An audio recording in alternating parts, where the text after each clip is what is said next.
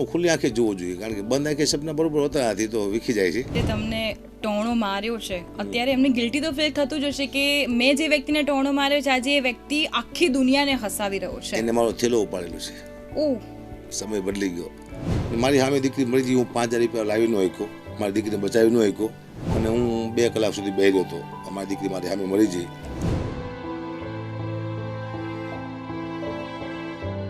Mummy હાલો કાંકરિયા વાંદરા જોવા જવું છે. પછી ને મમ્મી બોલ્યા કે બેટા હકાબા ઘરે આવ્યા તમારે વાંદરા જોવા જવું છે.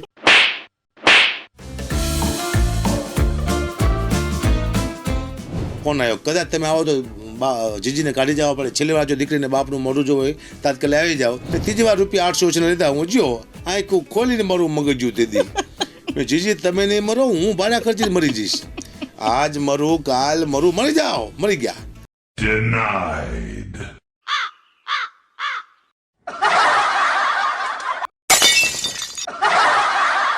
ભગવાન કે જાઓ સાહેબને લઈ જાઓ સ્વર્ગમાં ને પછરા બતાવો. સાહેબ ગયા સ્વર્ગમાં ને ઉપરથી ખરાર કરતી પછી નીચે ઉતરી આવીને કે સાહેબ તમે આવ્યા ક્યાંથી? સાહેબ કે તું કોણ? કે હું કાંતા, તમારા ભેગી ત્રીજા ભણતી. કે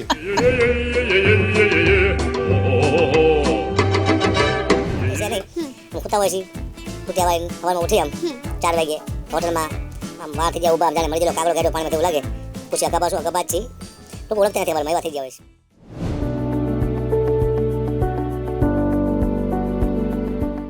પણ જમાનો હોય કાળો નાગ તો હું પણ મદારી છું, ઉડતા પંખીને પાડું એવો હું શિકારી છું, બાદશાહ છું આખી આલમનો, માત્ર તમારી મીઠી નજરનો હું એક ભિખારી છું. આ શબ્દો મારા નથી, આ શબ્દો એ વ્યક્તિના છે કે જે વ્યક્તિએ ઘંટી ચલાવતા ચલાવતા ખુલ્લી આંખે હાસ્ય કલાકાર, એક સાહિત્યકાર બનવાના સપના જોયા હતા. અને એ વ્યક્તિ એવું માને છે કે ઊંઘતા નહીં, ખુલ્લી આંખે જે સપના જોઈએ છે ને એ અવશ્ય પૂરા થાય છે. મારે એમનો પરિચય આપવાની જરૂર નથી. નમસ્કાર, બેનિફિટ ન્યૂઝના પોડકાસ્ટ સાથે હું છું જૈની. એક વ્યક્તિ એવો વ્યક્તિ છે કે જેણે એટલા બધા સંઘર્ષ કર્યા છે, પરંતુ અત્યારે એ એવી જગ્યાએ બેઠા છે કે જ્યાં ખાલી એમના નામથી એમને ઓળખાય છે. આજે મારી સાથે હકાબા ગઢવી છે. આપણે એમની સાથે ઘણી બધી વાતચીતો કરીશું, એમની એટલી બધી અજાણી વાતો તમારા સુધી પહોંચાડીશું. તમે એમના ફેન છો, તમારા સુધી એટલી બધી વાતો પહોંચાડીશું કે તમને ખબર પડશે કે હકાબા ગઢવી જ્યારે ઘંટી ચલાવતા હતા અને અત્યારે જ્યારે સ્ટેજ પર બેસીને તમને અને મને જે હસાવે છે, તમને અને મને કંઈક આપે છે, એવા હકાબા ગઢવી સાથે વાત કરીશું. સૌથી પહેલા તો બેનિફિટ ન્યૂઝમાં આપનું સ્વાગત છે હકાબા ગઢવી. ધન્યવાદ. થેન્ક યુ સો મચ તમારો આટલો બધો ટાઈમ કાઢીને બેનિફિટ ન્યૂઝમાં આવવા બદલ છે હળવદથી અહીંયા, એના માટે થેન્ક યુ સો મચ. સૌથી પહેલાં તો હકાબા, મને એટલું કન્ફ્યુઝન હતું કે તમને હકુબા કે હકાબા આ નામ તમને ક્યાંથી મળ્યું? કેમ તમારું નામ આ મતલબ રિયલ જ છે? નહીં, મારું નામ તો મનરદાન ગઢવી હતું. મારા ફૂયા પાડેલું સર્ટિફિકેટમાં ડોક્યુમેન્ટમાં મનરદાન ગઢવી હતું. પણ મનરદાન ગઢવી મને કોઈ ઓળખતું નહોતું. મારા દાદીમાં ને પછી મારા પપ્પા ને બધા મને હકો કરીને બોલાવતા, એક હુલામણાનું નામ. પછી મયુર નામ પાડ્યું. પછી કલાકારની દુનિયામાં આવવા માટે મયુર કર્યું હતું મેં, પણ કંઈ ચાલ્યું નહીં બરોબર. પછી મને તું હકો નામ છે તો એમ એક ભાઈ ગઢવીસિંહને કીધું હક્કા ભાગ કરી નાખ તો ચાલશે એમ નામ. તો હક્કા ભાગ કરી નાખ્યું. હક્કા ભાગ કર્યા પછી બસ કલાની દુનિયામાં હાલતું થઈ ગયું. એટલે અત્યારે હકાબા ગઢવી ચાલે છે. અને અત્યારે નામ હક્કાબા ગઢવી થઈ ગયું છે ઓલરેડી મારું. બધા ડોક્યુમેન્ટમાં મેં નામે ફેરવી નાખ્યું મારું, ગેજેટ કરી નાખ્યું. ભારત સરકારે મંજૂરી પણ આપી દીધી. બધા ડોક્યુમેન્ટમાં થઈ ગયું હક્કાબા ગઢવી. મનરદાન હવે કેન્સલ થયું. હું તમને ક્યારની જોઈ રહી છું કે તમારા હાથ પર ને ગળામાં બધે બહુ સોનું છે, તો તમને સોનાનો શોખ છે કે પછી ખાલી એમ જ પહેર્યું છે? શોખ છે મારો. એક મેણાના હિસાબે કોઈ મેણું વાગી ગયું જીવનમાં. એમ હું ઘંટી ચલાવતો હતો, મારા એક શેઠ હતા અને તારી પરિસ્થિતિ મારી ખરાબ. હું 150 રૂપિયામાં નોકરી કરતો હતો અહીંયા, અને એમની ચાંદીની વીંટી હતી એમની પાસે, શેઠ પાસે. એટલે મારી સગાઈ થયેલી, એટલે મેં તું વીંટી આપવું, મારે જવું છે મારી સાસરીમાં. તો એને એમ કીધું કે આની માટે ભાગ્ય જોઈએ વીંટી પહેરવા માટે. નસીબ વિના તમે વીંટી ના પહેરી શકો, અને તમે આ દુનિયામાં આવ્યો છો માત્ર મજૂરી કરવા માટે થઈને. આખી જિંદગી તમે હે ને આમ કામ કરીને વયા જઈશું, કદાચ તમારો 5000 પગાર રહેશે, વધીને કદાચ 10000 પગાર થાય તમારો, જેનો તમે પ્રગતિ નહીં કરો. કારણ કે અમે બધા ભાગ લઈને આવ્યા છીએ અને તમે દુઃખ લખાઈને આવ્યા છો. તમારે આખી જિંદગી મજૂરી જ કરવાની છે. એટલે મેં એમ કીધું તો ભાઈ એવું ના હોય, સમય બદલતા વાર નથી લાગતી. આ વીંટી કદાચ ચાંદીની કદાચ હોનાની થઈ જાય મારી પાસે, એવું કોઈ જ ન થાય કે એવું બને જ નહીં. કારણ કે તમે બાઇકમાં લખ્યું, તમે ભણ્યા નથી, અભણ માણસો શું, તમારું આ દુનિયામાં તમે દુઃખ વેઠવા માટે આવ્યા છો આવું કીધું. મારા મગજમાં લાગી ગયું એક સમય આવશે મારો, તો 10 આંગણા વીંટી પહેરીને શેઠ પાસે જઈશ. એક સમય આવ્યો, 10 આંગળી વીટે પહેર્યું, જેમાંથી કેમ છો મજામાં, આટલું દેખાડવા માટે થઈ. ત્યારની મેં પહેલી છે મેં કાઢી નથી વીટી. હું વીટી રાતે લોકો કાઢી નાખે ને, નહીં કાઢતો નહીં, મારી સાથે જ રાખું. અને લોકો મને એમ કહે છે કે આવા ફોર્ચ્યુનર ગાડી એને આવી વીટ્યું આ સીન નાખવાનું કારણ શું? ત્યારે એમને કહું છું કે આ સીન નથી નાખતો. મહાભારતના યુદ્ધને 5 દિવસની વાર હતી અને કૃષ્ણ ભગવાનના મિત્રએ બધા નક્કી કર્યું કે આપણે એક વખત બધાને મનાવી લઈ. જો લોકો માની જાય, વિશ્વપિતા, ગુરુ દ્રોણ અને દુર્યોધન, તો યુદ્ધ બંધ થઈ જાય અને લોકો બચી જાય. રોજ કૃષ્ણ ભગવાન મિત્ર સાથે બધાને મનાવવા જાય આવે. એક દિવસ કૃષ્ણ ભગવાન મોડા પડ્યા એટલે મિત્રો મને ઘરે ગયા, ભગવાન ક્યાં છે? કે તૈયાર થાય છે. બેસો, કલાક, 2 કલાક, 3 કલાક, 4 કલાક કે ભગવાન તૈયાર થઈને નીકળ્યા, પણ મોંઘો મુગટ પહેરેલો, મોંઘા વસ્ત્ર પહેરેલા, મોંઘા આભૂષણ, મોંઘી મોજડી, આટલું અદ્ભુત મોંઘી વસ્તુ પણ કૃષ્ણ ભગવાન બહાર નીકળ્યા. એટલે પૂછ્યું મિત્રોએ કે આજ આટલી બધી મોંઘી વસ્તુ પહેરવાનું કારણ શું? ત્યારે ભગવાને કીધું કે આજ આપણે જઈએ છીએ જેને મનાવવા માટે, એ દુર્યોધનના ઘરે જઈએ છીએ. અને દુર્યોધન છે ને મારી અંદર શું છે એ નથી જોવાનું, મારી બહાર શું છે જોવાનું છે. તો આ દુનિયામાં ઘણા બધા દુર્યોધન રખડે છે, યકબાની અંદર નથી જોવાના, એની બહાર જોવાના છે, દેખાડવાની વાત છે. પણ એ જે તમારી ક્ષણ જે હતી, કદાચ જે તમને ટોણો માર્યો છે, અત્યારે એમને ગિલ્ટી તો ફીલ થતું જ હશે કે મેં જે વ્યક્તિને ટોણો માર્યો છે આજે એ વ્યક્તિ આખી દુનિયાને હસાવી રહ્યો છે. એને મારો થેલો ઉપાડેલો છે. ઓહ, સમય બદલી ગયો, પણ મેં નથી કીધું. સમય હું બદલાતા સમયની ધાર જોતો હતો કે સમય અદભુત છે. જે વ્યક્તિ મને એમ કહેતો કોઈ દી સુખી નહીં થાવ, એ આજે મારી બેગ ઉપાડે છે, એને મેં એને ફિલિંગ નથી થવા દીધું. જ્યારે ઘંટી ચરાવતા જે તમે સપનું જોયું હતું ખુલ્લી આંખે, એટલે એવું કહી શકાય કે ખુલ્લી આંખે સપના જોવે છે અવશ્ય પૂરા થાય છે. બિલકુલ, આ સપનું ખુલ્લી આંખે જોવું જોઈએ, કારણ કે બંધ આંખે સપના બરોબર હોતા નથી તો વિખી જાય છે. એક લક્ષ્ય હોવું જોઈએ તમારું. તમારે ધારાસભ્ય બનવું હોય તો વડાપ્રધાનનું સપનું જોવું પડે, ત્યારે તમે ધારાસભ્ય બની શકો. ધારાસભ્યનું જોવો છે સરપંચ થઈ તમે સમજ્યા ને, એનું લેવલ આગળનું સપનું જોવું જોઈએ, એટલે પણ કરવું પડે. પ્રધાનમંત્રી બનવાનું સપનું જોવું જોઈએ અવશ્ય, ત્યારે તમે ધારાસભ્ય બની શકો. હકાભાઈ, જે જમ્મુ કાશ્મીરના પહેલગામમાં જે આતંકવાદી હુમલો થયો છે એમાં 27 લોકોના મોત થયા છે, શું કહેશો? એ પીડાદાયક પ્રસંગ કહેવાય કે પોતાના ધર્મ પોષીને લોકોને મારવામાં આવ્યા છે. હું હાસ્ય કલાકાર છું, પહેલી વાર સિરિયસ થયો હતો જીવનમાં કે 27 લોકોને મારીને એકા ધર્મ પોષીને પોતાની પત્નીને સામે પોતાના પતિને મારી નાખવાના, પત્નીને નહીં મરવાની કેવી પીડા આપીને. બાળકો રાડું પાડતા હતા. બહુ સારા એવા પગલાં ઉપાડ્યા છે મોદી સાહેબે કે પાકિસ્તાન માટે તેને ઘણા બધા કાયદા બનાવ્યા છે, એને નુકસાન પહોંચે એવા ઘણા બધા કામો હમણાં એના વિચારો બહાર પડ્યા છે. પણ એ 27ની જગ્યાએ કદાચ 7,000ને મારે ત્યારે આપણને શાંતિ થાય. હવે કદાચ ઇન્ડિયા સહન નહીં કરે, આનો જવાબ બહુ જલ્દી આપશે. અને જે પણ એમાં આપણા ગુજરાતી પણ ત્રણ હતા, જેટલા પણ વ્યક્તિઓ દુનિયામાંથી વહી ગયા છે એના આત્માને ભગવાન શાંતિ આપે એવું હું પ્રાર્થના કરું છું. ફરી આવો હિન્દુસ્તાનમાં બનાવ ન બને. હવે તમામ બનાવ પાકિસ્તાનમાં બનાવવો જોઈએ, હિન્દુસ્તાનમાં નહીં, એ માને પ્રાર્થના કરું છું. મેં ક્યાંક એવું સાંભળ્યું હતું કે તમે એવું કીધું હતું કે હું ભયાનક લૂંટ કરીશ, એવું કેમ કહેવું પડ્યું? સમય એવો ખરાબ આવી ગયો હતો કે લગ્ન થયેલા મારી એક દીકરી હતી, એટલો સમય ખરાબ આવી ગયો કે મને નોકરી નથી મળતી. લોકો એમ કહે છે ને, ઘણા બાળકોને કહેતા હોય છે આખો દી ફરે તને નોકરી નથી મળતી, બધાને મળે છે, તો એના બાળકને એવું ન કહેવું જોઈએ. માણસ મહેનત કરતો હોય છે પણ સમય એને નોકરી આપતો નથી. હું કડિયા કામે જતો હતો ચોકડી માથે, તો એમાં 80 રૂપિયા એટાણ હતા મજૂરીના. હું એમ કહું તો મને 40 રૂપિયા આપજો. હું બધા કરતાં બોડીમાં વ્યવસ્થિત, તો મને એ લોકો નથી રહી જતા અને હા એવા દુબળા માણસો રહી જતા. એમ હું ઘરે પાછો આવતો. એક સમય એવો આવી ગયો કે 2 રૂપિયા દૂધના નહોતા મારી દીકરી માટે. મારા ઘરને કીધું કે દૂધ નથી, લઈ આવો. મેં પૈસા નથી, જમવાનું બનાવ્યું છે, તેલ નથી કે મેં તો ખાલી રોટલી બનાવી પાણીમાં, લોટ નથી. પછી અમે 2 માણસ બેઠા, રાત્રે બહુ હિસાબ હોય અને સવારમાં દૂધ લાવવાનું હતું. પૈસા થતા નહીં મારી પાસે, બહુ 15 દિવસથી સળંગ પાછો આવતો હતો. પછી મારા ઘરને મેં દાંત કાઢ્યા 2 જાડે. પછી ભગવાનને કીધું જેટલું આપવું એટલું અત્યારે આપી દે, પછી ને આપતો. મારી ઉંમર છે ત્યાં સુધી, યુવાન છું ત્યાં સુધી. પછી મારા ઘરના સૂઈ ગયા. પછી બાપ શું ને એમ થયું કે હું નોકરી નથી કરી શકતો. મારા પત્ની કાલે એમ કહે છે કે તારામાં તાકાત નથી તો હું નોકરી કરવા જાઉં, અને મારા ઘરના નોકરી કરશે એ મારાથી સહન નહીં થાય. માતાજીને કીધું, મેં કીધું કાલ સવાર પડશે, જો મને નોકરી નહીં મળે તો એક મોટી લૂંટ કરીશ, એમાં મારા પગ પાછા પડશે. હું ચોક્કસ મારા જીવનને ટૂંકાઈ નાખીશ, આવું મેં નક્કી કર્યું હતું. કારણ કે હું મારા બાળકોનું પૂરું ન કરી શકું, મારી પત્નીને ખવડાવી ન શકું તો મારા જીવનનો અધિકાર છે નહીં, બાળકોને જન્મ આપવાનો અધિકાર છે નહીં. પણ સમય સારો ત્યાંથી શરૂ થયો. કદાચ માતાજી સાંભળી લીધું કે આનો લાસ્ટ દિવસ છે, કદાચ આ કરશે ખરો એમ, લૂંટ કરશે ને કે આ જીવન ટૂંકાવશે. અને અહીંયાથી એક ભાઈ આવ્યો, કોઈ યુપીના હતા, મુકુલસિંહ કરીને, કે ઘંટી ચલાવને કે કોઈ મયુર રહેતા ઇધર. મને મળ્યા મને કે તમારે ઘંટી ચલાવી તો આવો, જો સારું લાગશે તો કાયમ માટે રાખી લઈશું.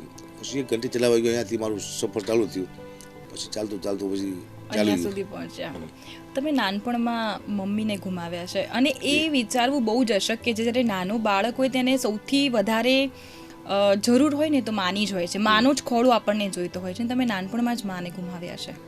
એક દુઓ હશે કે ભાઈ મરે બહુ સાંભળે, બેની મરે 10 જાય, નાનપણમાં જેના મા બાપ મરે ને ચારે દિશાના વાવાય. એ વાત હકીકતમાં સાચી છે. હું 1.5 વર્ષનો છું કદાચ, અને મારા મમ્મી ઓફ થઈ ગયા ને 7 વર્ષે મારા પપ્પા ઓફ થઈ ગયા. મેં લોકોના બહુ ટુંબા ખાધા છે, લોકોની ગાયરું ખાધી છે. એ લોકો અપમાન કહે છે મારા. ભૂખો રહેતો તો હું જવું તો મારા પોતાના સગાવાલા રોટલી હંતાડી દેતા કે આ ખાઈ જાય છે. આવું બધું મેં જીવનમાં વેઠેલું છે, તકલીફો. તમારા જ્યારે મમ્મી ઓફ થઈ ગઈ પછી તમારા પિતા એ સમય શું કરતા હતા? એ સાધુ થઈ ગયા હતા, સંત થઈ ગયા, બાવાજી થઈ ગયા હતા. જુનાગઢમાં ભગવા કપડાં પહેર્યા હતા અને પાનના ડબ્બા આવે ને, ઓલા આખા ડબ્બા, તેલના ડબ્બા જેવા આવે, એ 2 ડબ્બાને ઓલું બાજુ લટકાવે કાવડ જોડે. અને જુનાગઢમાંથી 2 વાર ચલાવતા અને સાધુ સંતોને પાણી પાવાનું કામ હતું. તો એ કામ મને અત્યારે કામ આવે છે. બાપુજીની વાત કરું છું, હકીકતમાં સ્ટોરી આ છે.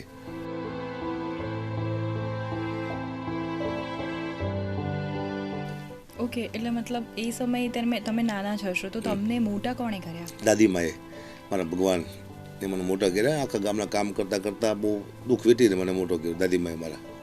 એટલે તમારા દાદીમાને તમે ભગવાન માનો છો? એ જ છે મારા માટે. એ ન હોત તો હું દુનિયામાં ન હોત કદાચ. જ્યારે એવું કહેવાય છે કે નાનપણમાં જેટલા મિત્ર હોય ને એટલા મિત્રો અત્યારે આપણી જોડે હોય ને એ જ ખરા મિત્ર કહેવાય. તમારા કોઈ એવા મિત્ર ખરા? મને ઘણી વાર પ્રશ્ન પૂછવામાં આવ્યો છે કે બા તમારો ખાસ મિત્ર કોણ? તો મેં કીધું છે કે મારો મિત્ર સમય છે. મારો મિત્ર માત્ર ને માત્ર સમય. સમય છે એટલે કાબાશું. સમય છે તો બધા મિત્ર છે, સમય નથી તો બધા દુશ્મન છે. સમયથી ઉપર કોઈ વસ્તુ છે નહીં. સમય બહુ લોકોને નાચ નચાવે છે. સમય ક્યારે કોને કઈ બાજુ લઈ જાય ખબર નથી પડતો. નોકરને શેઠ કરી નાખે ને શેઠને નોકર કરી નાખે છે. એવા દાખલા મેં મારી નજર સામે જોયા છે.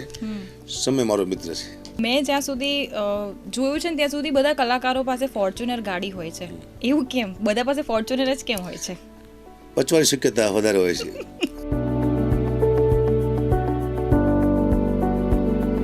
અમને મારી ગાડી ભટકાની 100 દઈ દીધી મેં, પણ ફોર્ચ્યુનર તો હું મરી જાત કદાચ.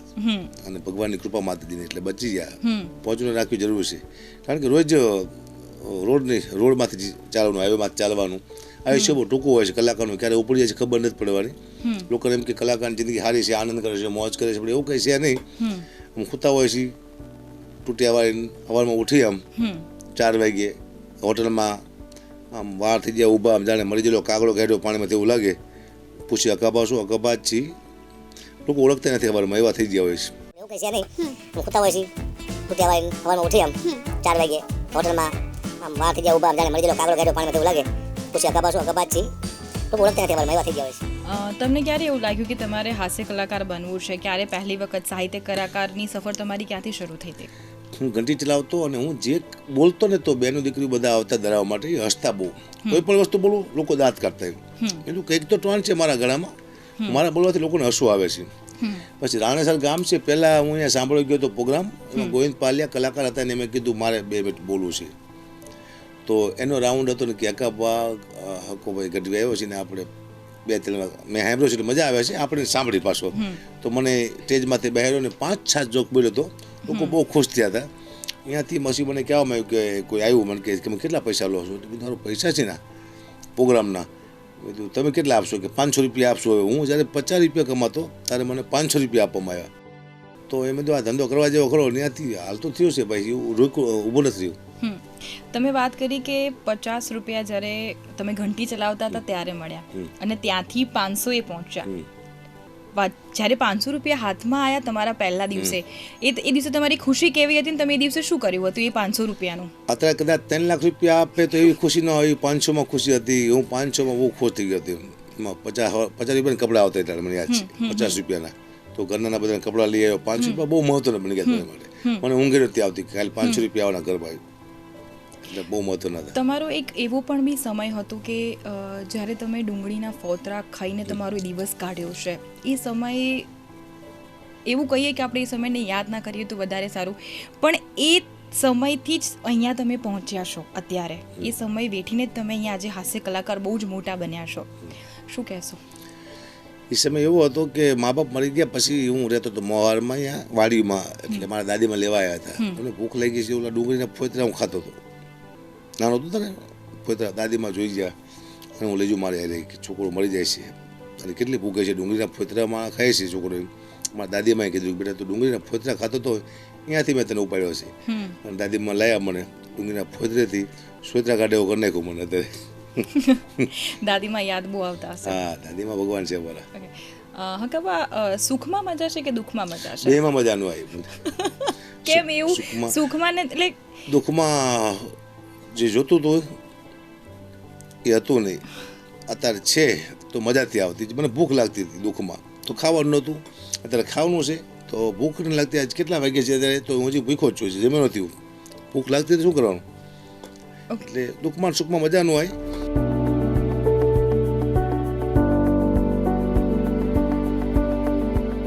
કઈ મજા છે ટૂંકમાં, એમ પછી જીવા ખાતર એવું લાગે છે.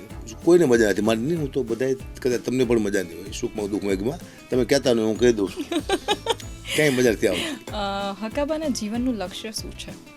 લક્ષ્ય તો ધીમે ધીમે બધા પૂરા થતા જાય છે, પણ એક યુટર્ન મારવો છે. કોઈ સારું કાર્ય કરીને વહી જાઉં દુનિયામાં, એવું કંઈક કરીને વહી જાઉં. કોઈ દુનિયા તો અમારો સમાજ મને યાદ રાખે. કંઈક જીવનમાં એવું કરવું છે, એવું અંદરથી ફિલિંગ થાય છે ખરું, તો જ મને ફિલિંગ થતું હોય. કોઈ કંઈક ઇતિહાસ હતી વહી જાઉં દુનિયામાં. ઇતિહાસ આખી જિંદગી કોઈ બોલે નહીં. અત્યાર સુધી જો તમને કોઈ એવી મજા આવી હોય, અત્યાર જે તમે નાનપણથી આટલા મોટા થયા અહીંયા સુધી પહોંચ્યા, જે એક હકાબા ગઢવીનું નામ છે કે સામે સ્ટેજ પર બેસે છે ને લોકો હસે છે, કોઈ એવી ઘટના કે જેમાં તમને બહુ જ મજા આવી કે મારી આ લાઈફની બેસ્ટ પલ છે? હું તો નક્કી નથી કર્યું ક્યારે મને મજા આવી છે, કારણ કે મને સજા એટલી મળેલી છે ને. મને મારું ભૂતકાળ બહુ ભયાનક છે તો યાદ રાખું છું. હું સવાર પડે ને અને સાંજ પડે એટલે સૂતા પહેલાં હું એક રિટર્ન મારું છું. હું ક્યાં હતો અને ક્યાં પાછો પછી હવે જો ને પાછો આવતું એટલા માટે રિટર્ન મારું છું કે મને કદી અભિમાન ન આવે, અહમ ન આવે ને હું કલાકાર છું એવું મને ફિલિંગ ન થવું જોઈએ. કારણ કે પબ્લિક છે તો હું છું, દુનિયા છે તો હું છું, મને લોકો સાંભળે છે તો કલાકાર છું.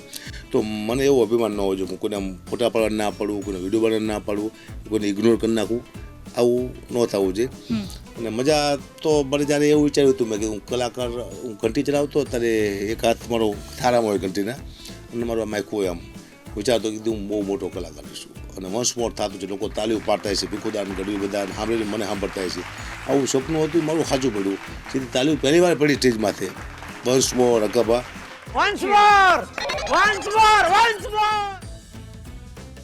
ત્યારે મને વધુ આનંદ આવ્યો હતો જીવનમાં. કાં હું જે વિચારતો તે સાચું પડે છે. ખુલ્લી આંખે સપના જોયા, સત્ય પડ્યા. તમામ સાધુ સંતો આપણને સ્વીકારે છે, આપણને માન સન્માન આપે છે. ગુજરાતના બધા સાધુ, ચાહે જગતગુરુ ગંગાચાર્ય હોય તો આપણને સ્વીકારે છે. બહુ મોટી વાત છે.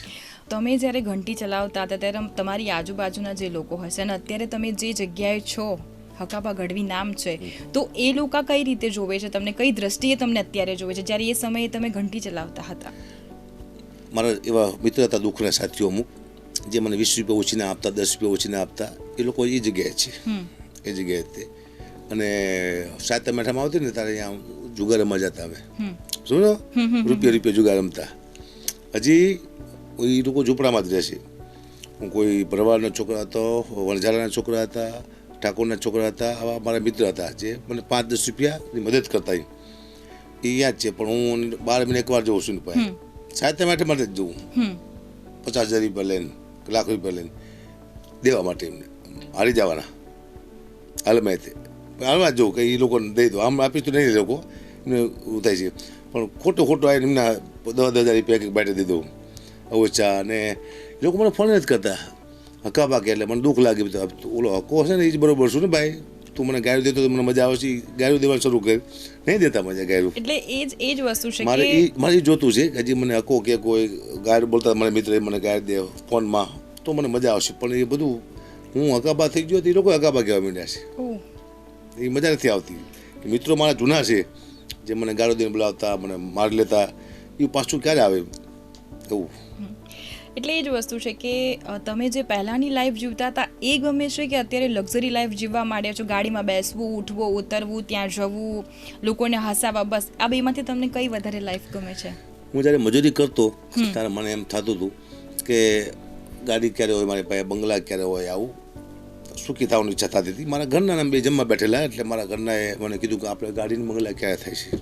ત્યારે ઈટાણે હું બોલેલો કે જેથી ગાડીની બંગલા આપણે થયા તેથી તું અને હું સાથે બેસીને જમી નહીં શકી. સમય અત્યારે એ આવી ગયો. હું 20 દિવસે 15 દિવસે ઘરે જાઉં છું. મારા ઘરના કહે છે આખો દી બહાર ને બહાર. મેં તને કીધું હતું ને આ ગાડી છે, આ બંગલા છે, પણ હું નથી, તું નથી, આગા દૂર થઈ ગયા છે. પૈસો એકબીજાથી દૂર કરી નાખે છે. મારો દીકરો એની રીતે જીવે છે, હું મારી રીતે જીવું છું, મારા ઘરના એની રીતે, આવું થઈ જાય છે. પૈસો આવ્યા પછી દૂર કરે છે. પેલો 50 રૂપિયા મારી પાસે હતા. અમે લાંબા જવું હોય તો એક જ રિક્ષામાં જવાનું, અને કોઈ પણ પેલા ભજીયા ગાંઠિયા લઈ 10 રૂપિયાના એક જ સાથે ખાવાના. સવારમાં 8 વાગ્યા સુધી હું ઘરે હોય, 12 વાગ્યા સુધી નોકરી કરું, ઘંટીમાં પાછો આવું તો પરિવાર સાથે જમવા બેહું, વળી 8 વાગ્યે જવું, 4 વાગ્યે જવું નોકરીએ, પાછો 8 વાગ્યે આવતો, પરિવાર સાથે બે જમતો, ભૂખ લાગતી, મહેનત કરતો, એ બધું વહી ગયું. સુખાયું એમ લાગે છે પોતાના બધા દૂર થઈ ગયા. હું ઘણી વાર કહેતો હોઉં છું કે આ દુનિયામાં હું શું લેવા આવ્યો છું મને ખુદને ખબર નથી. હું ડાયરામાં જાઉં છું, પૈસા આવ્યા ઘરે આપું છું, પાછો ડાયરામાં જવું, પૈસા આવ્યા ઘરે આપું છું, વળી પાછો ડાયરામાં જવું, પૈસા આવ્યા ઘરે આપું છું. હું તો ઘરે ખાતો નથી, તો પૈસા હું ઘરે શું લેવા આપું મને ખુદને ખબર ન પડતી. હું કોઈ મજૂર છું, દાડીઓ છું, શું કોણ હું, આવું ઘણી વાર ટીચમાં જ કહેતો હોઈશ. બસ હવે સુખમાં મજા નથી આવતી, અને દુઃખમાં મજા નથી. આમ બેમાં માથાકૂટ છે. હકાબા, તમારા દ્રષ્ટિએ પ્રેમ શું છે? પ્રેમ એટલે ભાઈ બીજાનું સારું વિચારવું. કોકનું સારું વિચારીને પ્રેમ કહેવાય. પ્રેમ મોટી એની જાદી વ્યાખ્યા આપવાની જરૂર નથી. પ્રેમ તો ઘણા પ્રકારના આવે છે, પણ હું પ્રેમ એટલે એવું જ કહેવાય કે બીજાને કંઈ તકલીફ પડે એને જોઈને દુઃખી થવું, એ પ્રેમ છે મારો.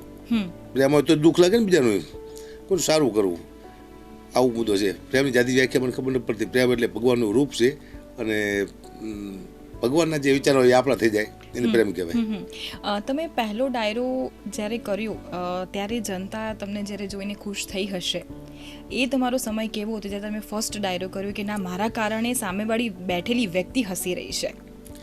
પહેલો ડાયરો કર્યો ત્યારે મારા ખીચામાં 10 રૂપિયા ઓછા પડતા હતા જવાના ભાડાના. પાછા અમદાવાદથી આવ્યો હતો સાંભળો ડાયરો, 10 રૂપિયા ઓછા પડતા હતા કે 10 રૂપિયા હોય તો ને કે પછી મારે કોઈને પાસે લેવા પડે.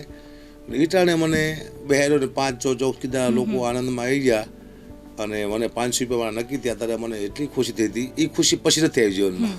એ બહુ જીવનની અદભુત ખુશી હતી મારી.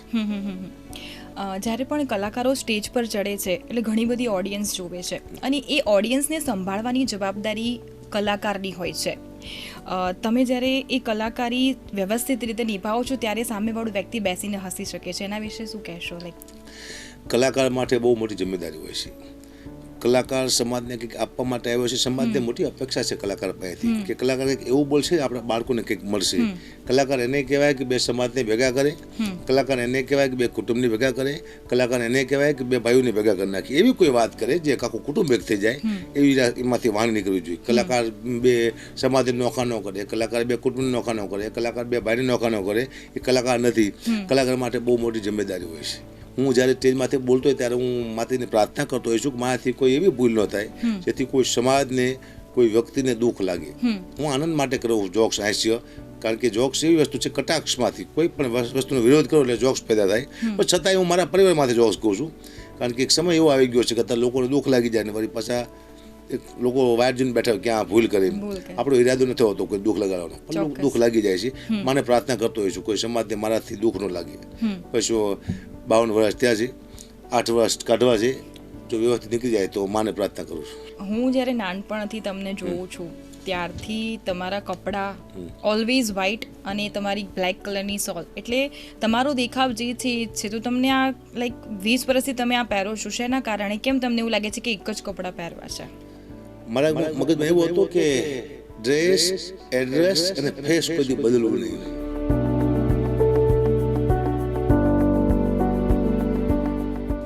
તો વ્હાઇટ કલર હું 20 વર્ષથી પહેરું છું. મને એટલી ખ્યાલ છે કે કોઈ પણ કલર તમે સલંગ 20 વર્ષથી પહેર્યા રાખો, કન્ટિન્યુઅસ 10 વર્ષ, 5 વર્ષ કે 15 વર્ષ કે 20 વર્ષ, એટલે એને લગતો કોઈ પણ ગ્રહ તમારા ફેવરમાં થઈ જાય છે. ધારો કે આ ચંદ્રનો કલર છે કે શુક્રનો કલર છે, તો એ બે ગ્રહ મારા ફેવરમાં થઈ જાય છે, કારણ કે એને ગમતો કલર છે આ, એટલે એ પાકા પાયા છે. કોઈ પણ એક ગ્રહ તમે કોઈ પણ આ તમે કપડાં પહેર્યા છે એનો કોઈ પણ ગ્રહ છે સળંગ આ જ કપડાં તમે પહેરી રાખો ને તો એ ગ્રહ તમારા ફેવરમાં થઈ જાય છે, એ મારા પાકા પાયા છે. એટલે હું એક જ ગ્રહ રાખું છું. બરોબર છે.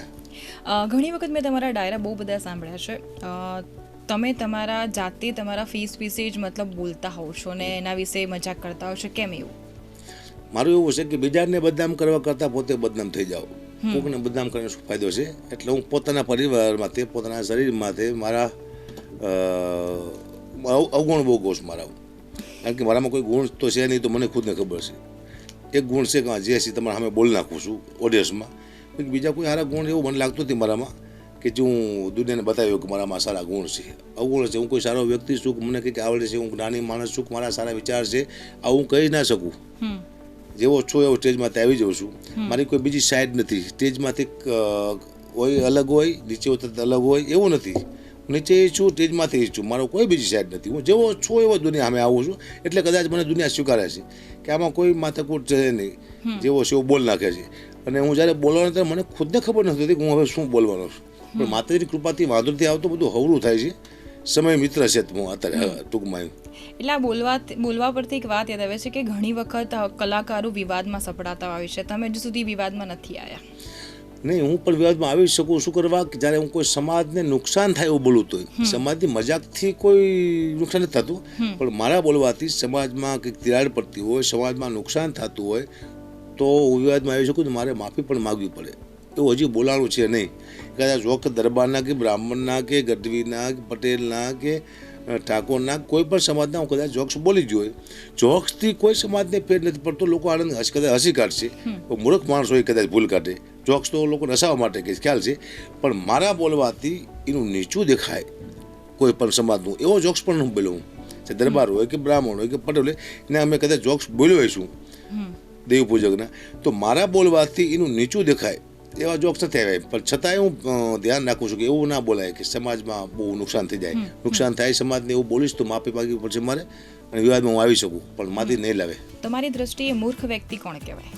મૂર્ખ વ્યક્તિ તો હવે આમ કેવું નક્કી કરવું, કારણ કે મને ખબર નથી કે હું મૂર્ખ છું કોણ છું, હું ખબર પડતી નથી. કારણ કે હું મારા પરિવારની વાતો કરું તો હું મૂર્ખ કહેવાય ને. એટલે એ જ વસ્તુ કહું છું કે જ્યારે પણ બી હું તમારા જે હાસ્ય કલાકારના ડાયરાઓ સાંભળું છું, તેમાં તમે ઓલવેઝ તમારા દીકરા, તમારા પિતા કે તમારા એની ઉપર માની લો હું ખુદ જ મૂર્ખ છું, એના પર જ તમે જોક્સ બોલતા હોવ છો, કોઈ બીજા પર નહીં, ખાલી બસ પોતાના પરિવાર ઉપર જ જોક્સ કહેવાય. આ જ મૂર્ખ માણસ નિશાની છે. હું બોલું છું નહીં. મૂર્ખ માણસ હોય એ તે બાપની વાતો કરે ને, એવું માણસ તો વાતો ન કરે બાપની, પોતાના દીકરાની, પોતાના પરિવારની. મૂર્ખ પોતે, હું પોતે મૂર્ખ. ચલો,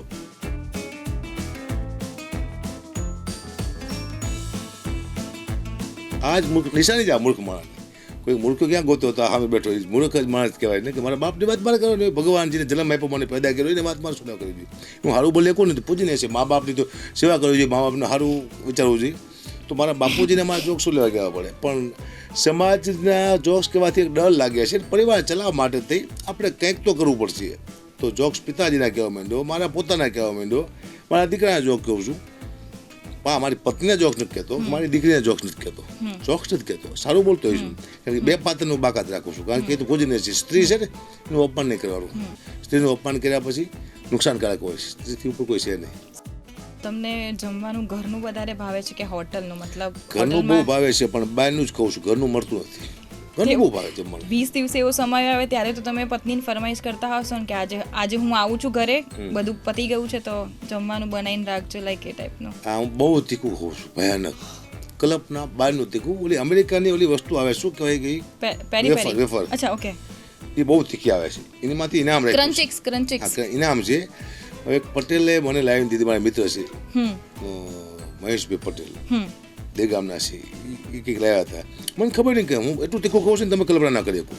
કારણ કે મને તીખાનો સ્વાદ જ ખબર નથી.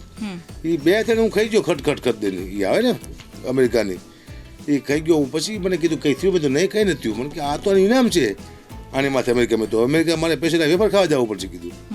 ને કીધું એ તો એમાં માથે ઇનામ છે, એવી તીખી આવે છે, કોઈ ખાઈ જ ન કે. એટલે બહુ તીખું કહું છું હું. ફરમાઈશ મારી આવી છે તીખાની, ભયાનક તીખું બનાવે. મારા ઘરનું શાક તમે ખાઓ તો મારા ઘરે પરિવાર આવે નહીં. ડેન્જર શાક છે. એટલે અમે લોકો ફરીને આવીએ એટલા માટે તીખું બને જ ખરું. તમને બીજું આપશું પણ એકવાર ચખાડી તો ખરા જ તે.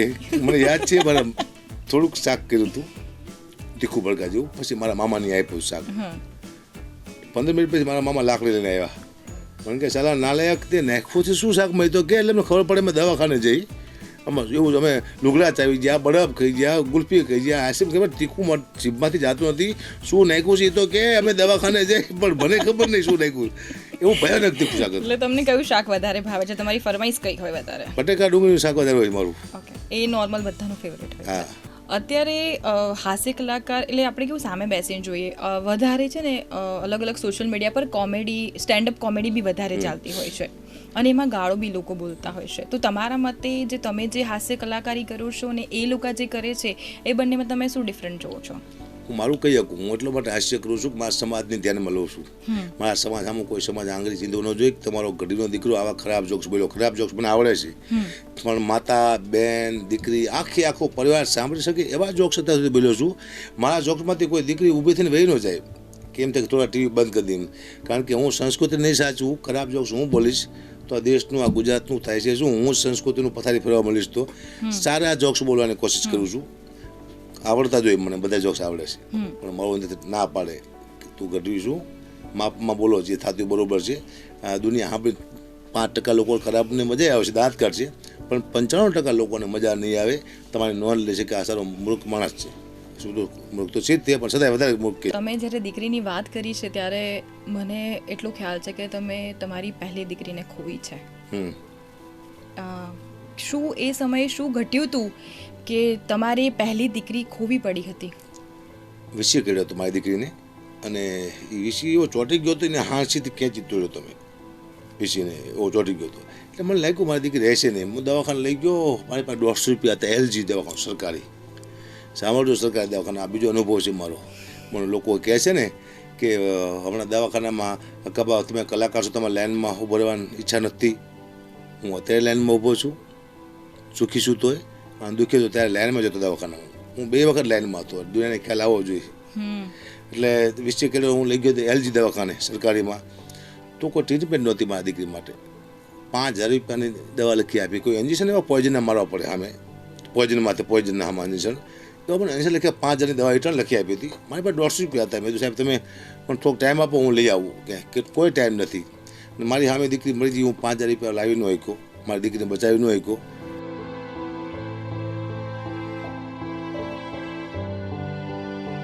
ભયાનક જીવનનું દુઃખ છે મારા જીવનનું કે દીકરીને આપણે બચાવી ન હોય કે આપણે દીકરાને જન્મ દેવાનો આપણે કોઈ અધિકાર જ નથી. તમારા બાળક તમે ન બચાવી શકો. અને હું 2 કલાક સુધી બેહ્યો હતો. અમારી દીકરી મારી સામે મળી જઈ.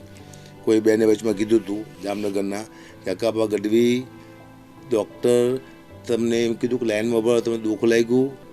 એ દીકરી હતી જે એ મારી બેન હગી નહોતી, એના માટે હું દવાખાને ગયો હતો સિવિલ રાજકોટમાં. ત્યારે હું લાઈનમાં ઉભો રહ્યો છું અને બેનને હું ખાસ કહેવા માંડું, જામનગરના બેન જે બોલ્યા હતી ને, હું જ્યારે કહી નહોતું મારી પાસે ત્યારે હું લાઈનમાં ઉભો રહ્યો છું. 2 સરકારી દવાખાને જતા. એટલે આવા દુઃખ પડ્યા જીવનમાં દીકરીના. પછી મને ભગવાને એક પરચો આપ્યો. મને દુઃખ હતું કે મારી દીકરીને બચાવી ન શક્યો. મારા મિત્ર છે, એનો એક દીકરો હતો. એવો કંઈક વાયરસ આવ્યો, માણસ સુટકેસ આખી ભરીને ઊભો હતો કે મારા દીકરીને બચાવી લો, પણ તેના બાળકને બચાવી ન શક્યો. ત્યારે મને એમ થયું કે ભગવાન મને દેખાડે છે કે એવું નથી કે પૈસા હોય તો માણસ બચી જાય. એનું આયુષ્ય પૂરું થયું હતું, પણ દુઃખ રહી ગયું કે દીકરીને બચાવી ન શક્યા. મારા જીવનનો મોટો દુઃખનો ઓલો છે કે આપણી બાળકને બચાવી ન શક્યા.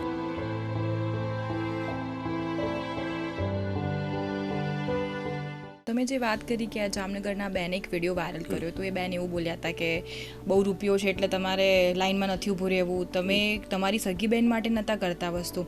તો ઘટના ઘટી હતી, એમાં વાંક તમને કોનો લાગ્યો? ડૉક્ટર એનું તંત્ર ખરાબ હતું, બહુ તંત્ર ખરાબ હતું. રિક્વેસ્ટ કરવા પડે. હું રિક્વેસ્ટ કરતો હતો કલાકાર શું આપ મને ઓળખો તો, સ્ટાફ આખો ઓળખતો હતો. આરોગ્ય મંત્રીના માણસો પણ આવ્યા હતા, પણ એનો લોકો નહોતા મેના. એટલા માટે ડૉક્ટર નહોતો મેના કે સિટી સ્કેન કરવાનું હતું. સિટી સ્કેન કરે એટલે રિપોર્ટ જોવા પડે. રિપોર્ટ મગજના ડૉક્ટર આવ્યો નહોતા. તો 3 કલાક પછી મગજનો ડૉક્ટર આવ્યો હતો. મેં RTI કર્યા છે, મેં કેમેરા માંગ્યા છે, મને RTIમાં ના પાડી છે હમણાં, કેમેરા નથી આપ્યા. મેં બીજું કંઈક પાછું ઉપર અધિકારીને કર્યું છે. હું બધું ભેગું કરું છું, પછી હું કેસ પણ કરવાનો છું. કેમેરા આપો, કારણ કે ઓલા ઓક્સિજનના બાટલા અમે લેવા ગયા, મારો ભાણો લેવા ગયો, લોકોએ ના પાડી તમે લઈ આવો. એટલે તમારો સ્ટાફ નો લાવે મારા છોકરાને બાટલી લેવા જવાના એ બધું કેમેરામાં સાબિત છે. એટલે આ લોકો કેમેરા આપતા નથી મને અત્યારે, જી સીધું કેમેરા નથી આપતા. આ ટ્રે કર્યું ના પાડી નહીં આપી કેમેરા, કેમ ન આપે? એવું શું છે દવાખાનામાં તમારા પ્રાઇવેસી છે એના ન આપશો બરાબર, પણ જે અંદર ઇમરજન્સીમાં જાય છે સીટી સ્કેનના છે તો આપો અમને, ક્યારે અમે આવ્યા ક્યારે નીકળ્યા બહાર તો આપો અમને, પણ કંઈક તો દવાખાનામાં છે. આ લોકો કેમેરા આપવાની ના પાડીશ મને, કંઈક તો મુદ્દો છે જ તે. હું જોઉં છું ક્યાં હોત નથી આપતા એમ. કોઈ હું લડીશ તો ખરો જ તે, નાના માણસો માટે લડવાનું સારું, કારણ કે મારી આ હાલત થાય છે, હું જો બીજા માટે ગયો તોય હાલત થઈ, નાના માણસનું કોઈ દુનિયામાં છે જ નહીં. હું લડીશ અને કોઈ પણ અંજામ આવશે મને ખબર નથી.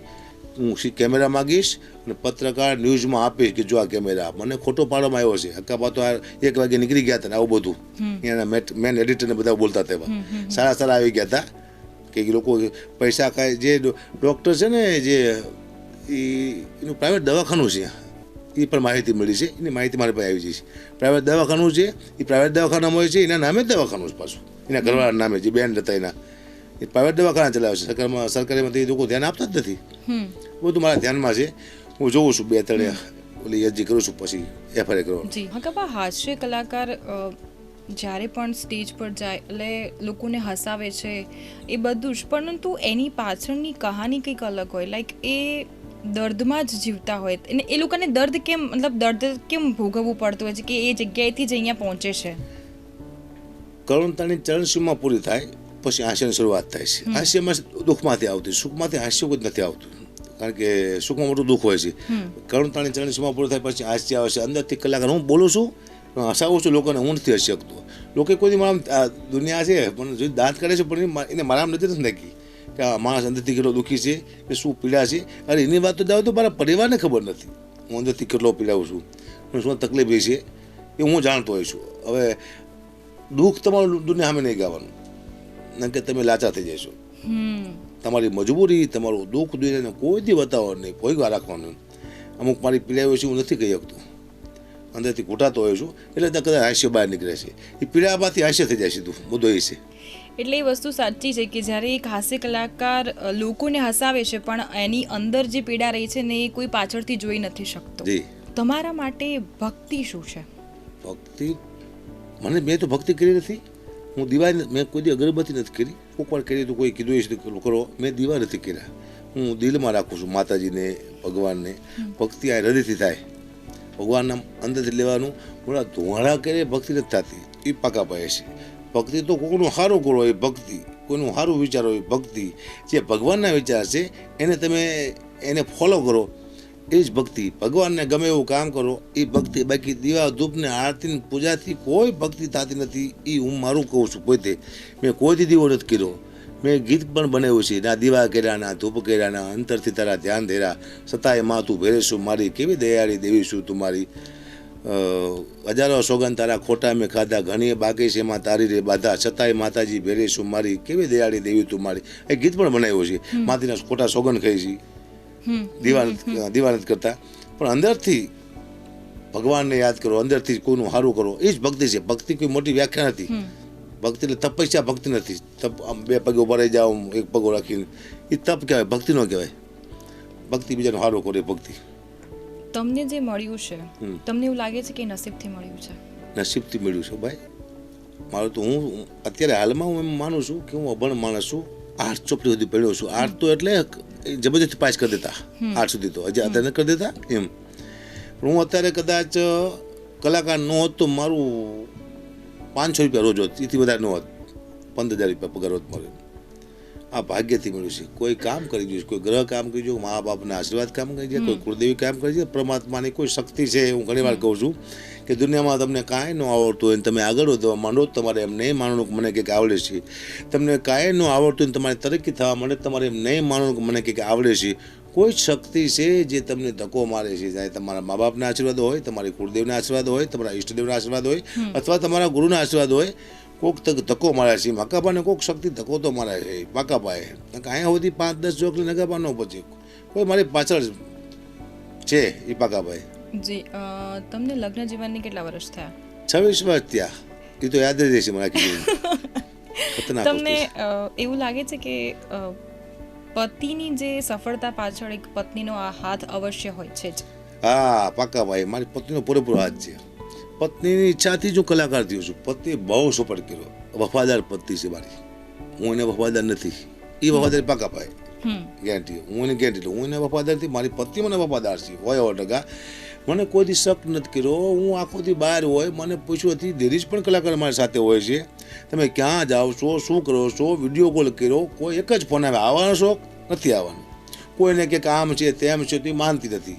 કારણ કે ખ્યાલ આવ્યો કે મારા બાળકોને જરૂર છે, એને મારો બાપ મહેનત કરે છે, મહેનત કરવા જાય છે. મારે બીજી કોઈ મતલબ નથી. મને પતિ મને ભગવાન માને છે. હું એને માટે ભગવાન છું. મારી પૂજા કરે છે, મારી સેવા કરે છે. આવી પત્ની મળવી મુશ્કેલ છે. એના હિસાબે જ હું છું આ જે છે.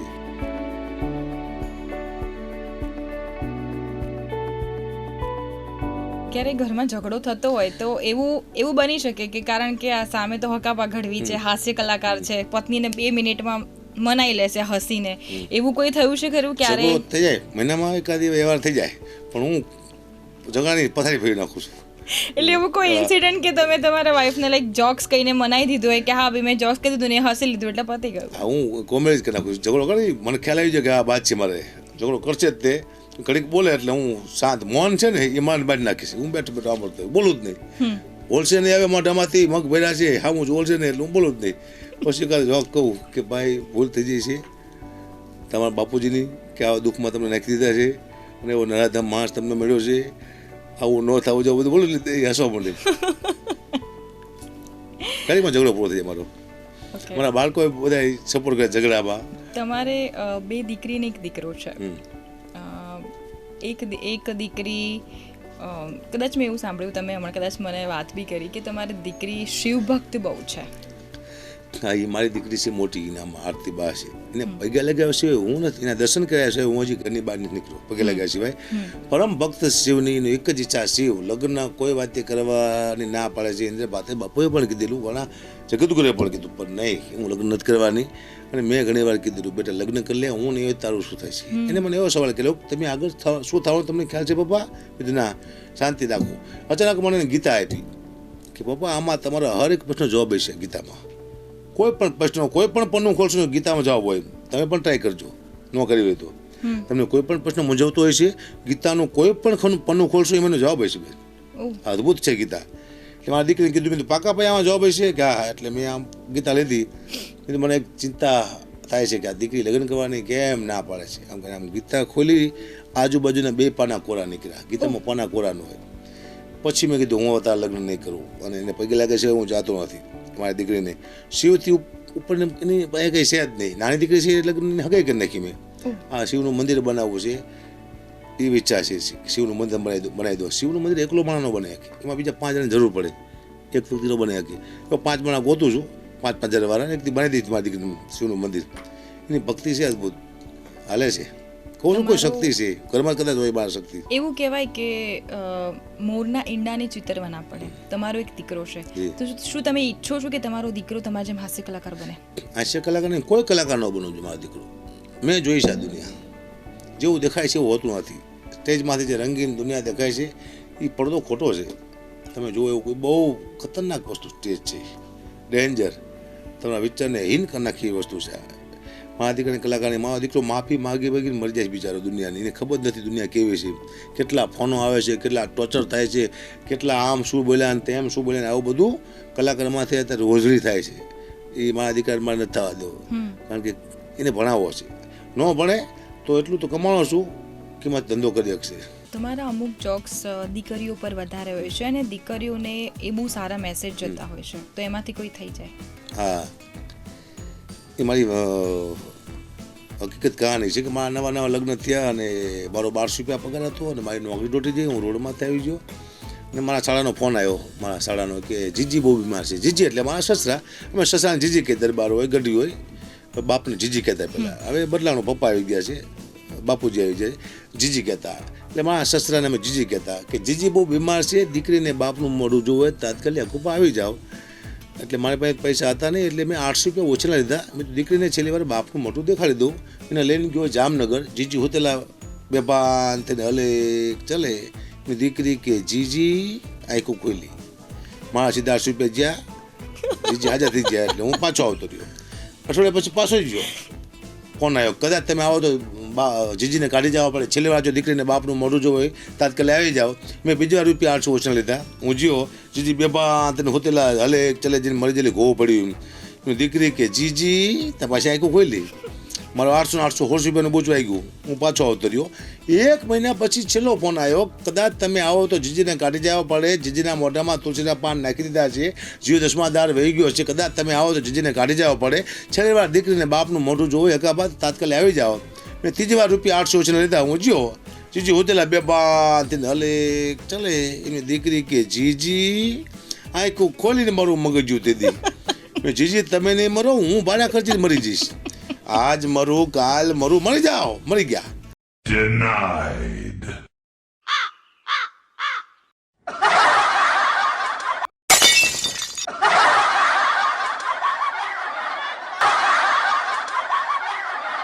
મને યાદ છે મેં કીધું ને તરત જીજી મરી ગયા.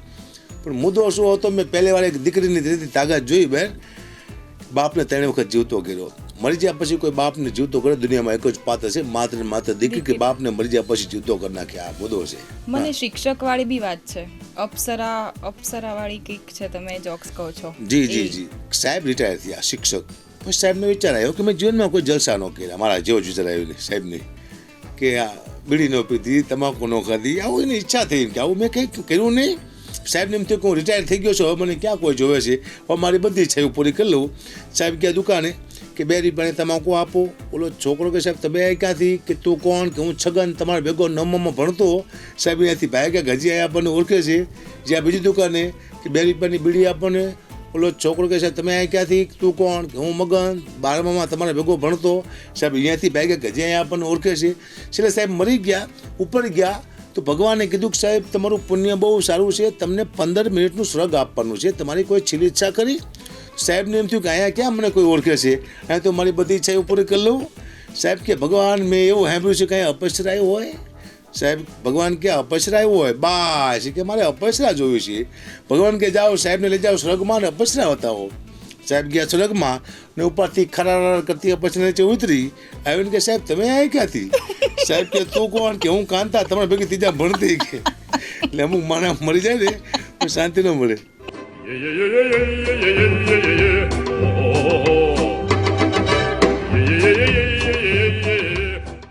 મોરે મોરે પછી કંઈક નવું આવ્યું તું, ઠાઠે ઠાઠું, એ શું છે?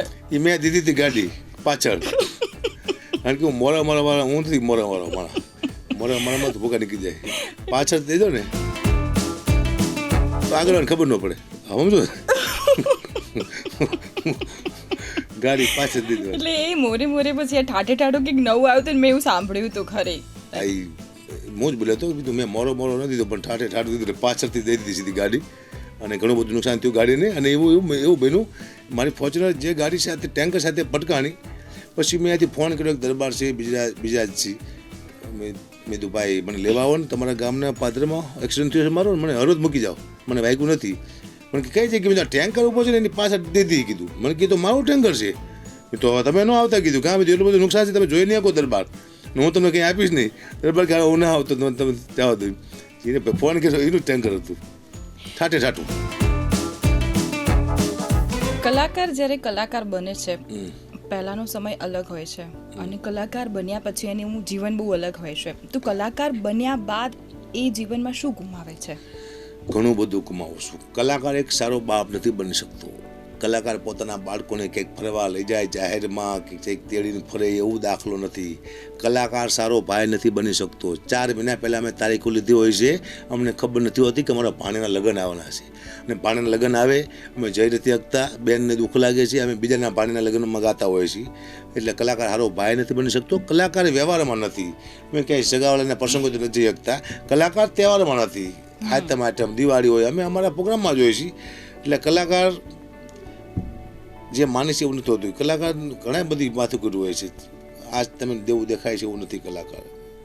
કલાકાર અઘરી વસ્તુ છે. કારણ કે મારો હક હવે મારી માથે નથી હોય. મારું ખાવાનું દુનિયા નક્કી કરે છે, મારું રહેવાનું દુનિયા નક્કી કરે છે, મારે ક્યારે બોલવું દુનિયા નક્કી કરે છે, મારે ક્યાં ઉપર હું નક્કી કરી શકતો દુનિયા નક્કી કરે છે. દુનિયા એટલે તમે પોતાના નથી, લોકો તમારું નક્કી કરશે, તમે નહીં કરી શકો. બહુ તકલીફો છે કલાકારમાં. કલાકારને મહિનામાં કેટલા પ્રોગ્રામ મળતા હોય છે? કલાકારને 10 પ્રોગ્રામ મળતા હોય છે, થી 12 પ્રોગ્રામ મળતા હોય છે. બધા કોઈ કહેતા ચાલુ છે, ખોટી ના છે બધા 12 થી 13 પ્રોગ્રામ. મને કોઈ અનુભવ મારાનો. પછી કદાચ બીજા 3 4 5 તો પ્રોગ્રામ તો ફ્રીમાં કરવા પડે. કોઈ બીકમાં કરવા પડે છે, કોઈ ધર્મના કામમાં કરવા પડે, ફ્રીમાં તો કરવા જ પડે છે. લોકોની મેન્ટાલિટી છે કે કલાકાર 5 લાખ રૂપિયા લે છે, આ કલાકાર 10 લાખ રૂપિયા લે છે. એકવાર એક ડોક્ટર બોલ્યા હતા, હમણાં મારો એક્સિડન્ટ થયું ને, ઓલો આપણે સિવિલમાં ગયો ને બેનને લઈને, ત્યારે ડોક્ટરે કીધું કે કાકા તમે પ્રાઇવેટ દવાખાનામાં ગયા તો તમે એક પ્રોગ્રામના 3 લાખ રૂપિયા લો છો, તો લોકોને પ્રાઇવેટમાં તમે ઓછા પૈસા કરાયા, શું કરવા ઓછા કરાયા? મેં કીધું ભાઈ વિષય મારો છે, ડૉક્ટરને મારે પાસે હિસાબ ન મગાય ને હું તમારા પાસે હિસાબ માગી તમે નહીં આપ્યો કીધું. ઇન્કમ ટેક્સ તમારા ઘરે આવે છે ને મારે અહીંયા મોકલો ઇન્કમ ટેક્સમાં, મારે કંઈ નહીં મળે કીધું.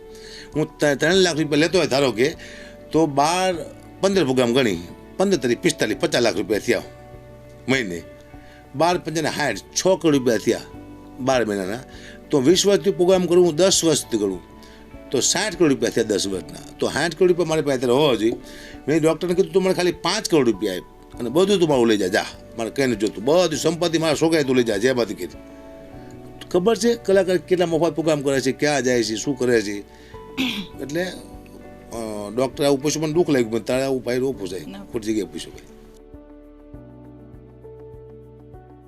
ક્યારે એવું બન્યું છે ખરું કે તમે પ્રોગ્રામ કર્યો હોય ને તમને પૈસા ન મળ્યા હોય, કે મતલબ આમ લાઈક એવું કહ્યું હોય કે ના નહીં મળે પૈસા, કે એવું કંઈ ક્યારે થયું છે? નહીં મળે એમ નથી કીધું, પણ મેં નથી દેવા દાખલા છે.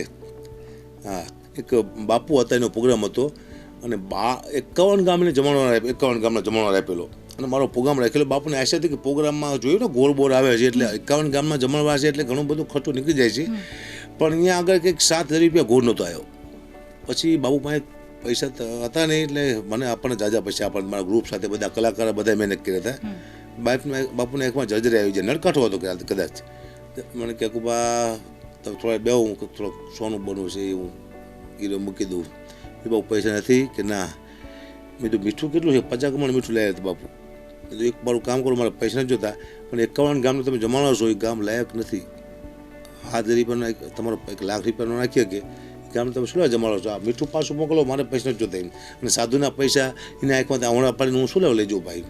હું અન્નક્ષેત્રના પૈસા નથી લેતો, અનાથ આશ્રમના પૈસા નથી લેતો, યોગ્ય ગૌશાળા હોય એના પૈસા નથી લેતો હું.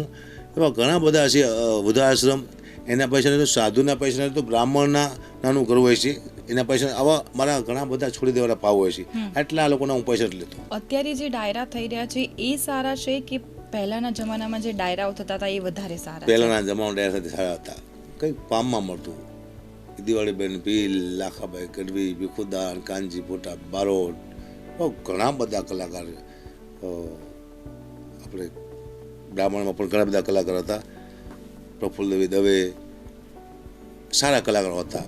એ સારું ગાતા, શબ્દમાં તાકાત હતી, સારું બોલતા, લોકોને મજા આવતી. આખો રાત લોકો નારાયણ સ્વામી, કાનદાસ બાપુ આ બધાને સાંભળવા માટે લોકો 200 કિલોમીટર જતા સકડા લઈને અને કંઈક પામીને આવતા. હવે એવું નથી રહ્યું. કલાકારના મગજ ફરી ગયા છે, અમે પબ્લિકના મગજ ફરી ગયા છે. પબ્લિકને શું સાંભળ્યું મને હજી ખુદને ખબર નથી પડતી કે આ લોકોને શું ગમે છે. એવી વસ્તુ હાલી જાય દુનિયામાં કે ખબર જ નથી પડતી. એક વસ્તુ એવી આવી હતી, અબોજો માણસે જોઈ લીધી. એ કોઈ એવું બોલ્યો હતો કે ચીક ટપાક ડમડમ, એ હાલી ગયું. ચીક ટપાક ડમડમ હાલી ગયું આ દુનિયામાં. અને અમે આ ઘટી મળી જાય ડમાક ડમડમ ડમાક કરીને, અમારું કોઈ ના પડતું. અને ચીક ટપાક ડમડમ હાલી ગયું. દુઃખની વાત છે, પણ કરવી પડશે. આવું ઘણું બધું છે. ઓકે, તમારા માટે સૌથી સારો કલાકાર, તમારા મતે સૌથી સારો કલાકાર કોણ કહેવાય? સારો કલાકાર એટલે અમે સંસ્કૃતિનું ધ્યાન રાખીએ, બીજાનું કોઈનું ખરાબ ન બોલે, બીજાને સમાજને અવરા રસ્તે ન વાળે, એને સારો કલાકાર કહેવાય. કે સમાજને એવું હોય કે આ ભાઈ બોલે સાચું છે, કલાકારમાંથી વિશ્વાસ હોય છે ને સમાજને, અને જે કલાકાર બોલશે એ લોકો ફોલો કરશે, એના મગજમાં ઉતારશે. તો કલાકારને બહુ ધ્યાન નાનું કે બાળક નાનામાં નાનું પણ તમે ફોલો કરતું હોય છે, એને સારા રસ્તે વાળો, ખરાબ રસ્તે નહીં. કલાકાર બીજાને સારા રસ્તે લઈ જાય કલાકાર કહેવાય. તમે અત્યાર સુધી જેટલું શીખ્યા છો એ કોને જોઈને શીખ્યા છો? તમારું કોણ આઈડિયલ છે? હું કોઈને જોઈને શીખવો જ નથી, હું ઓટોમેટિક આવ્યું છે કુદરતી. કારણ કે હાસ્ય શીખવાની વસ્તુ નથી, અંદરથી આવે. હું શીખવો નથી, મેં કોઈથી વાંચન નથી મારું. એક પણ ચોપડી મેં વાંચ્યો એવો દાખલો નથી. હું ઇતિહાસમાં જાતો નથી, કારણ કે ઇતિહાસની વાતો કરશું ત્યારે બહુ દુઃખ લાગશે લોકોને. કારણ કે અત્યારે ભૂતકાળમાં બનેલા ઇતિહાસો વર્તમાનમાં લોકો સાંભળવા તૈયાર નથી, ખોટું માને છે કે આવું ન હોય. એનું કારણ તમને કહું. ઇતિહાસમાં લોકો અત્યારે ભૂલું કાઢે, લોકોને માફી માગવી પડે છે. એક લંડનમાં ક્યાંય મેં સાંભળેલો દાખલો છે, એક ઇતિહાસકાર ઇતિહાસ લખતો હતો, 15 વર્ષથી સલંગ લખતો હતો, બધાને પૂછીને 5,000 વર્ષ પહેલાં હું થયું, 10,000 વર્ષ પહેલાં હું થયું, ઇતિહાસ એને આખો રૂમ ભરી દીધો ઇતિહાસનો. અચાનક એક રાતે ઇતિહાસ લખતો હતો અને બહાર અવાજ આવ્યો તો એક મર્ડર થઈ ગયું હતું. બહાર નીકળીને પૂછ્યું કે આ મર્ડર કેવી થયું. એક ભાઈએ કીધું કે અદાવતમાં મર્ડર થઈ ગયું. એને બીજાને પૂછ્યું કે આ મર્ડર કેવી થયું, કે કોઈ બાઈ બાબતમાં મર્ડર થયું છે. ત્રીજાને પૂછ્યું મર્ડર કેવી થયું, કે પૈસાની લેવડ દેવડમાં મર્ડર થયું છે. સાહિત્યકારનો મગજ વેચ્યું, આવીને દિવાસળી મૂકી ઇતિહાસમાં, આખો રૂમ હળગાવી દીધો કે 5 મિનિટ થઈ છે આ બનાવ બન્યો એને, અને 3 વ્યક્તિ અલગ અલગ બોલે છે. તો 10,000 વર્ષ પહેલાં હું થયું મને શું ખબર પડશે, તો આનું મતલબ બધું ખોટું છે. આજે ને હળગાઈ કોઈ ઇતિહાસ લોકો 5 મિનિટમાં જો લોકો અલગ અલગ બોલતા હોય તો 10,000 વર્ષ પહેલાં આપણને શું ખબર પડે શું થયું હોય છે. મુદ્દો એ છે. એટલે ઇતિહાસમાં ભૂતકાળમાં જો અત્યારે હું બોલવા જઈશ કે આવું થયું હતું તો કોઈ નહીં ગમે, કોઈ ભૂલ કાઢશે કે અમારા બાપ દાદા આવવાનું હોય, અમારા બાપુ આવવાનું હોય, અમારા રાજા આવવાનું હોય, અમારા પ્રધાન આવવાનું હોય. એના કરતાં ઇતિહાસની એક બાજુ મૂકી દો, સારી બને તો સારી વસ્તુ, સારા મેસેજ આપી, મેસેજ સારો આપવાની જરૂર છે. ઇતિહાસ આપવાની જરૂર નથી મારે ત્યાં. વચ્ચે કલાકારો રાજકારણમાં જાય એવો ટ્રેન્ડ ચાલ્યો હતો, તમને રાજકારણમાં જવાની ઈચ્છા ખરી? ના એવું ઈચ્છા નથી મને, કોઈ દી નહીં જવું. હું જે બોલું છું ને એમાં પાછું પરફેક્ટ હોય છું. અમારો છોકરો જાય છે કદાચ, હું નહીં જોઉં, કારણ કે મારા વર્ષ પૂરા થયા રાજકારણ, હવે રિટાયર થવાની વસ્તુ છે. સોશિયલ મીડિયા પર તમે બહુ બધા તમારા ઘણા વિડીયોઝ જોતા હોઈએ છે, મતલબ લાખોમાં વ્યૂઝ હોય છે, મિલિયનમાં. તો ક્યારે એવી નેગેટિવ કમેન્ટ આવી ખરી કે કોઈ દિવસ એવું નેગેટિવ સાંભળવું પડ્યું, જોવું પડ્યું ખરું તમારા દીકરાએ તમને કીધું હોય? નેગેટિવ કમેન્ટ બહુ આવે અમારે, કારણ કે લાખ ચાહક હોય તો 200 મારા વિરોધી પણ હોય ને. જો કીર્તિભાઈને સાંભળતા હોય, મને નથી સાંભળતા હોતા, એને મજા ન આવતી મારામાં. મને સાંભળતા હોય કીર્તિભાઈને ન સાંભળતા હોય, રાજાબાને સાંભળતા હોય, મને એવું હોય. પણ અમુક માણસો એવા છે પેલા નેગેટિવ વિચારવાળા, એ ખરાબ જ લેખા રાખે છે. હું ઘણી વાર વાંચતો હોય છું, મેં એક જોક કીધો હતો કે મારા વિડીયોમાં કીધું મારી કોમેન્ટ વાંચતો હોય ફેસબુકમાં. અત્યારે હું ફેસબુક વાપરવાનું બંધ કર્યું છે. એમાં સારી ને ખરાબ 2 કોમેન્ટ આવે. લાખો ચાહક હોય તો 200 વિરોધી પણ હોય. એટલે હું વાંચતો તેમાં આવે વાહ આકા વાહ, એટલે હું ખુશ થઈ જઉં.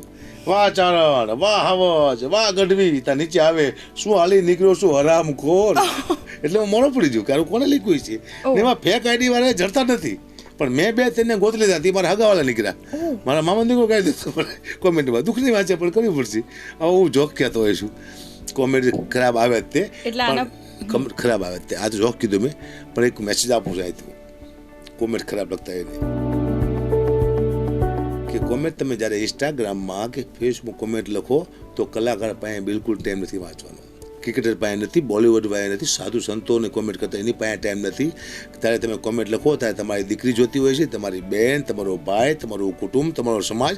તમે તમારા સમાજ પાસે બહુ નાના લાગો છો કે મારો દીકરો આવું લખે છે, મારો બાપ આવું લખે છે, મારો ભાઈ આવું લખે છે.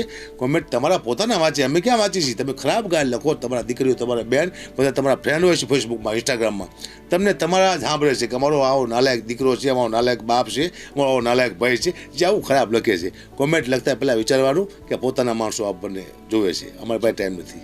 તમે તમારા દર્શકો જે સામે બેઠા હો છે એમને તમે તમારા ભગવાન માનો છો? જી પરફેક્ટ. હું જ્યારે લોકોને હસતા જોઉં ત્યારે મને એવું લાગે છે કે હું ભગવાનને હસાવતો એવું લાગે છે. અને હું બોલું છું એટલે મને નથી સાંભળતા, એ લોકો સાંભળે છે એટલે હું બોલું છું.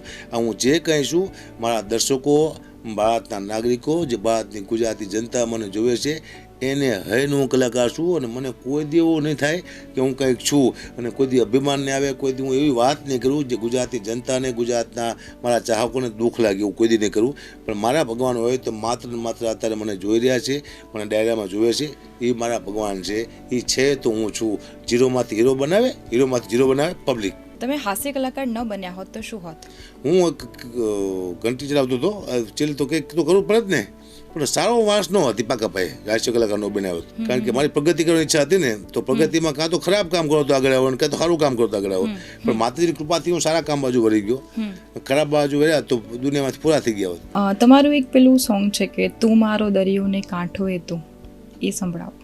એ મારું સોંગ નથી, સોંગ તો મતલબ હા એટલે ગાયું છે ને તમે, એ બોલ્યા છો. એ તો મારા દીકરાનું ગાતો હતો હું. એ સોંગમાંથી મારો દીકરો બેઠતો ને કે તું મારો દીકરો ને બાપ છું, કોઈ દી મને હામો થાતો નહીં. તું દીકરાને ના પડતો હામો થાતો નહીં, એવું ખાલી કહી નાખ્યું હતું. સોંગ નથી પણ કહી નાખ્યું હતું. અત્યારના યુવાનોને તમે કોઈ સંદેશો આપવા માંગો છો? યુવાનોને હું સંદેશો આપવા માંગુ છું, ડ્રગ્સ જેવી પાવડર એવા પદાર્થો છે જે સરકાર ના પડે છે, યુવાનોને બહુ કોલેજિયનથી માંડી લોકોમાં જે જો આતંકવાદી કે એ જ લોકો એવા જોઈએ છે સલાહ જે આપણા યુવા ધનને બગાડવા માંગે છે, એવા નશા આપે છે કે જે તમે મૂકી ના શકો. દારૂ પીતા હોય છે ચાલો એ તો મૂકી દે, પણ ડ્રગ્સ પાવડર એવી વસ્તુ છે કે તમે મૂકી ન શકો. તમે ગાંજો આવી વસ્તુ આપણે પીવા, ચરસ.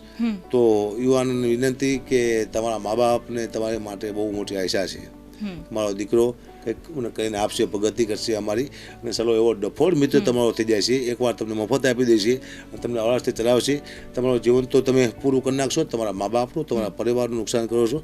તો બસ ખાલી એવા જે કેફી પદાર્થ છે દૂર રહેવા વિનંતી કરું છું. મેં જોયું છે એટલે કહું છું. મને હું કોઈની સલાહ નથી આપતો, મારી ઈચ્છા પણ નથી, પણ મને તો ન કરો તો વધારે સારું આવું કહી શકું છું. એક ડાયરામાં તમારા દીકરાએ જ તમને એક સોંગ આપ્યું છે, પિતાના પગલાં.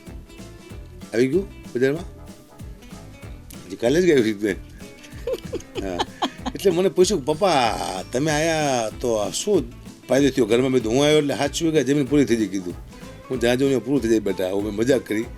તેને મારું ગીત બનાવ્યું હતું કે મારા પિતાના પગલાં જ્યાં જ્યાં થાય ત્યાં ત્યાં હવનું પૂરું થાય, મારા પિતાના પગલાં જ્યાં જ્યાં થાય ત્યાં ત્યાં ઘરમાં ઝઘડા થાય, મારા પિતાના પગલાં. એવું એને ગીત બનાવ્યું હતું. હું રાજી થયો, મારો દીકરો છે બનાવવો જોઈએ.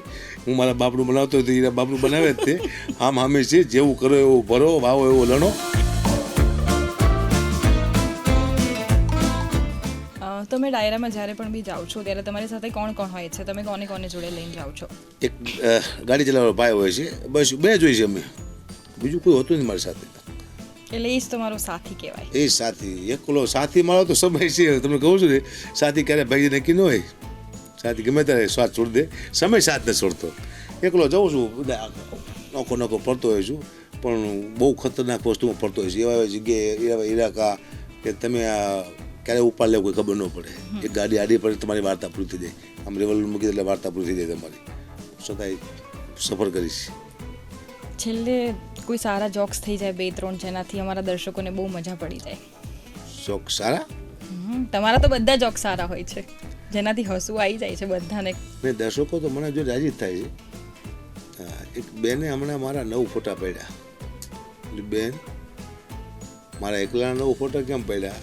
પણ કે ભાઈ અમારા છોકરા રોવે, તમારો ફોટો બતાવ્યું તરત સારા રહી જાય છે. થેન્ક યુ મેં કીધું બેન. મને યાદ છે હમણાં મારો મિત્ર રાકેશ રહે છે અહીંયા કાંક મણિનગરીને મળવા ગયો. હું જોયું પહેલાં ઘરમાં માથુકૂટ ચાલતી હતી, છોકરા રાયડો પાડતા હતા કે મમ્મી ઓલા કાંકરિયા જવું સિંહના વાંદરાનું પક્ષીને જોવા માટે. અચાનક હું ગયો એટલે છોકરાનો પ્રોગ્રામ કેન્સલ થયો બધાનો. એટલે હું બેઠો, ચા પાણી મૂક્યા, પણ છોકરા રાયડો પાડે રસોડા, મમ્મી હાલો કાંકરિયા વાંદરા જોવા જવું છે, મમ્મી હાલો કાંકરિયા વાંદરા જોવા જવું છે. પછી ને મમ્મી બોલ્યા કે બેટા કપા ઘરે આવ્યા તમારે વાંદરા જોવા જવું છે. ત્યારે મને બહુ દુઃખ થયું. હવે હું આવી ગયો છું, ના જઈશ. કે બેટા કપા ઘરે આવ્યા તમારે વાંદરા જોવા જવું છે. ત્યારે મને બહુ દુઃખ થયું. હવે હું આવી ગયો છું, ના જઈશ. ટુકડી વાત છે પણ કરવી પડશે.